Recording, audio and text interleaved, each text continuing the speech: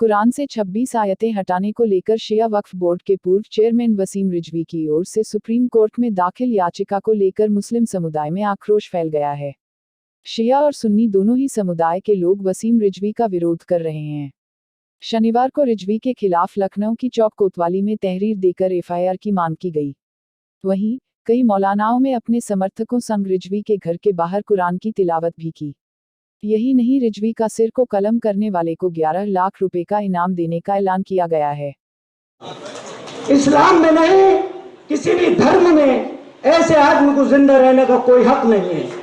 मैं एक बार फिर पूरे होश आवाज से ये बात कहना चाहता हूं कि जो भी व्यक्ति उसका सिर कलम करके लागा, उस शैतान का जिसने कुरान मजीद की 26 आयतों के सामने 26 आयतों के बारे में रिट दायर करी है, मैं उसको 11 लाख रुपए इनाम दूंगा।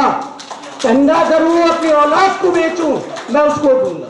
नाम क्या है उसका नाम है शैतान वसीम रिजवी। शिया सुन्नी उलेमाओं ने वसीम रिजवी की निंदा की और संयुक्त प्रेस कॉन्फ्रेंस कर वसीम को इस्लाम से खारिज करने का फतवा जारी किया। वसीम रिजवी ने याचिका दायर कर कहा है कि ये 26 आयतें आतंकवाद को बढ़ावा देती हैं, ऐसे में इन्हें हटाया जाए।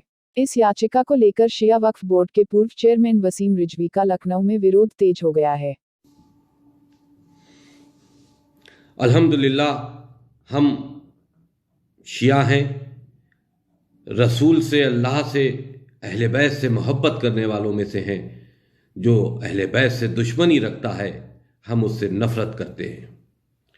हमने किताब उस्मानी यानी कि कुरान मजीद, जिसमें 26 आयतें ऐसी हैं जो घमंड इंसान के अंदर पैदा करती हैं, जो जुल्म और ज़्यादती की तरफ इंसान को ले जाने का मैसेज देती हैं, वो आयतें जिनको पढ़कर, जिनको जो मुल्ला हैं नए बच्चों को समझाकर आतंकवादी बनाते हैं और मुसलमान बच्चे आतंकवादी बनते हैं।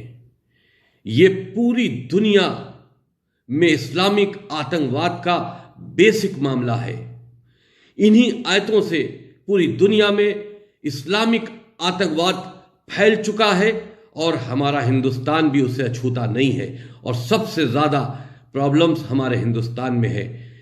कश्मीरी हिंदुओं के साथ में इन्हीं आयतों की तिलावत करके कश्मीरी हिंदुओं के साथ में जुल्म और ज़्यादती की गई, उनको कश्मीर से निकाला दिया गया, उनकी लड़कियों के साथ में रेप किया गया, उनको जलाया गया। ऐसी घटनाएं पूरे हिंदुस्तान में कई जगह हो चुकी हैं, जहां इस्लाम के नाम पर दूसरे धर्म के लोगों को मार दिया जाता है। दुनिया में अक्सर हम ये देखते हैं कि कभी सीरिया में, कभी इराक में, जहां जहां आतंकवादी संगठनें पनप रही हैं, उन्होंने टीवी चैनलों पर लाइव गर्दनें काटी हैं और अल्लाह अकबर का नारा देकर, यानी कि वो अल्लाह को बड़ा कहकर और अल्लाह के नाम पर उस आदमी की गर्दन काट रहे हैं। वो गैर मुसलमान जिनकी आप गर्दन काट रहे हैं, क्या ये इख्तियार आपको दिया गया है? नहीं।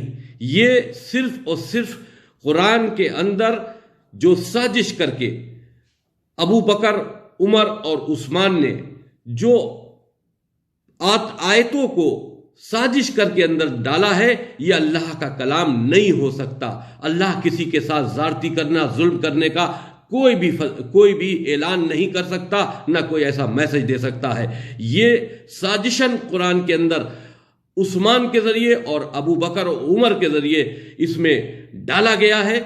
और जिस कुरान को उस्मान ने कंपाइल करके पूरी दुनिया के लिए लागू कर दिया, आज वो किताब उस्मानी हम सब के लिए वाजिब हो चुकी है और ये कहा जा रहा है कि इस कुरान के अलावा कोई दूसरा कुरान नहीं है।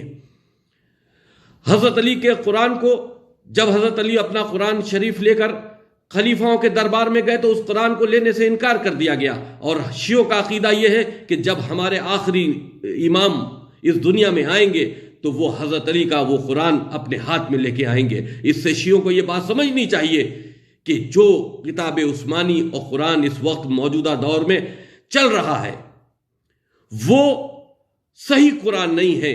उसके अंदर جو اس طرح کی آیتیں ہیں وہ جان کر کے اس کے اندر ڈالی گئی ہیں، وہ اللہ کا میسج نہیں ہے۔ ہم پورے قرآن کو چیلنج نہیں کرتے، قرآن کے اندر بہت سی ایسی آیتیں ہیں جو کہ انسان میں میل ملاپ، دھرموں کی نفرتیں ہٹاتی ہیں، انسان کو انسان سے جوڑنے کی بات کرتی ہیں۔ لیکن آج اگر ہم نے اس سلسلے میں کوئی قدم اٹھایا ہے تو پوری دنیا میں ہمارے خلاف ایک فتنہ و فساد پھیل گیا ہے۔ ہم اکیلے ایک طرف ہیں اور پورا اسلامک ورلڈ ایک طرف ہے، لیکن ہمیں اس کی کوئی فکر نہیں، کوئی پرواہ نہیں۔ ہمارے بھائی، ہمارے بیوی، ہمارے بچے، ہمارے رشتہ دار سب ہم کو چھوڑ کے جا رہے ہیں، اس لیے ہم بھی کسی کے جانے کی کوئی پرواہ نہیں کرتے۔ ہم خوش ہیں کہ ہم حق پر ہیں، ہم کسی کے جانے کی کوئی پرواہ نہیں کرتے۔ ہم وصیت بھی کرتے ہیں کہ جب بھی ہمارا انتقال ہو جائے تو میرے پاس 4 میرے ایسے دوست ہیں، ہو سکتا ہے وہ ہمارے اس معاملے قرآن شریف کے معاملے سے ہم سے سہمت نہ ہوں، لیکن وہ ہمارے ذاتی دوست ہیں جو ہم کو قبرستان تک پہنچا سکتے ہیں۔ اور دوسرے دھرم کے لوگ بھی ہیں جو ہم سے محبت کرتے ہیں، ہماری بات کو شاباشی دیتے ہیں اور کہتے ہیں کہ کوئی آدمی حق بات کہہ رہا ہے۔ وہ لوگ بھی ہیں جو ہم کو قبرستان تک پہنچا دیں گے۔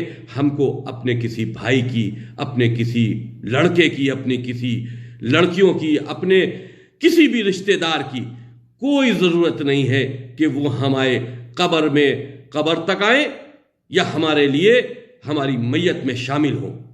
ہم اس لڑائی کو آخری دم تک لڑیں گے، اور جب تک لڑیں گے جب تک ہم زندہ ہیں۔